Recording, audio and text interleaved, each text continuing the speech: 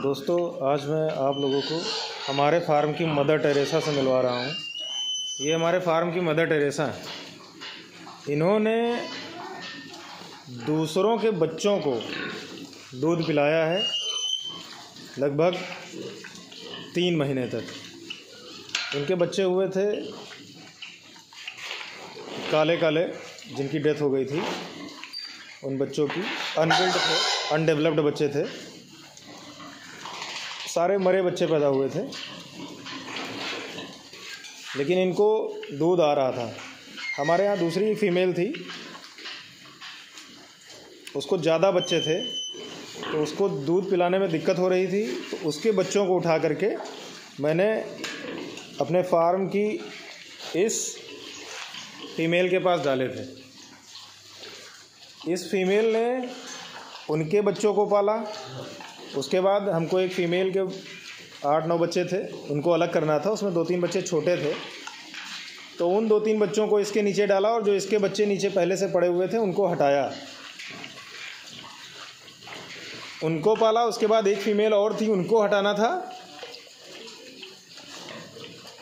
उसके 3 बच्चों को जो कमज़ोर थे, 4.5 किलो के, 5 किलो के, उसको मैंने इसके नीचे डाला। और ये जो बच्चे दिख रहे हैं ये दूसरी फीमेल के हैं। और इस हमारी मादा ने, हमारी फार्म की जो मदर टेरेसा हैं, इन्होंने लगभग बहुत ज़्यादा समाज सेवा की है अपने समाज के लिए, सुअर समुदाय के लिए। दूसरों के बच्चों को पालती रही हैं। इनके खुद के बच्चे जो कि अनडेवलप्ड और हुए थे, काले काले, वो सिर्फ इस वजह से उनकी डेथ हुई क्योंकि मैंने ये फ़ीमेल जो है बाहर से मैं लाया था और वहाँ से उस फार्मर ने इसकी देखभाल नहीं सही की, इसको प्रॉपर अच्छी तरीके से नहीं रखा। क्रॉस कराने से पहले ही मादा को इस बात का ध्यान रखा जाता है कि वो मादा जो है सही तरीके से क्रॉस हो रही है कि नहीं, उसकी बच्चेदानी में किसी तरीके का कोई गंदगी तो नहीं है जो दिक्कत पैदा करे बच्चा कंसीव करने के लिए। आप लोग देखिए, ये देखिए, तीनों बच्चों को दूध पिला रही है, जो इसके नहीं, इस मादा के बच्चे नहीं। और उसके बावजूद ये बहुत ध्यान से, जबकि ऐसा करना नहीं चाहिए। दरअसल सुअर समुदाय की एक ख़ास बात है, ये जानवर जो है अपने बच्चों के अलावा शुरुआत के आज सप्ताह भर के भीतर दूसरे के बच्चों को एडजस्ट कर देंगे तो एडजस्ट हो जाते हैं, लेकिन फिर नहीं एडजस्ट होते हैं। लेकिन इस मादा के अंदर दूसरी मादाओं से और अपनी जाति के जानवरों से अलग गुण था कि इसने 3-4 फीमेलों के बच्चों को पाला है। और हमने इसको फिर क्रॉस नहीं करवाया क्योंकि ये दूसरों के बच्चों को पाल रही है, एक हिसाब से देखा जाए, हमारे डिलीवरी रूम में। और ये जो हमारे यहाँ है, ये सारी मादाएं जो हैं अलग हो रही हैं। ये सब सेक्शन जो हमारा फार्म का है, ये डिलीवरी रूम है। फार्म का फैटनिंग वाला हिस्सा और जो बड़े जानवरों का हिस्सा है वो दूसरा है हमारे फार्म का।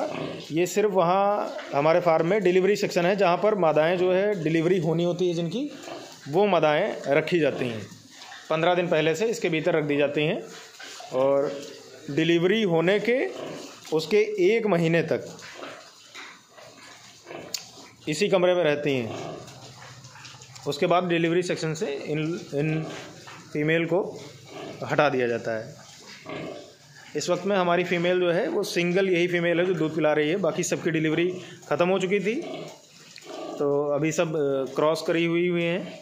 कोई अगले महीने भी आएगी, 2-3 उसके अगले महीने भी आएंगी, 4-5 फिर भी आएंगी। इस तरीके से हर मंथ में 2-4 फीमेलों का डिलीवरी का रोटेशन हमारे यहाँ लगा रहता है।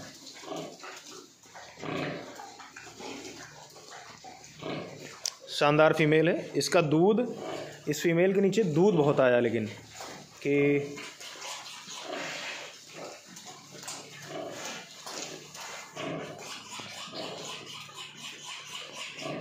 दुर्भाग्यवश ये अपने बच्चों को दूध नहीं पिला पाई और वो दूसरे फार्मर की गलती का नतीजा है।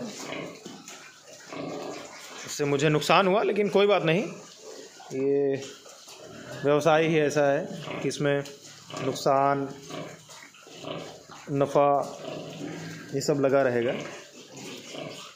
बिना डरे बिना हिचके जोखिम का व्यवसाय है, करना पड़ेगा।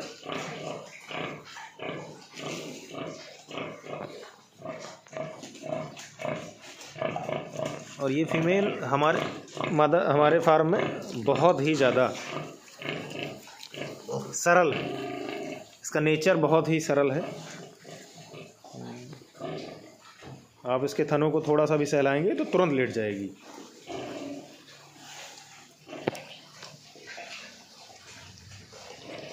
सारे बच्चे देखिए कैसे दूध पी रहे हैं।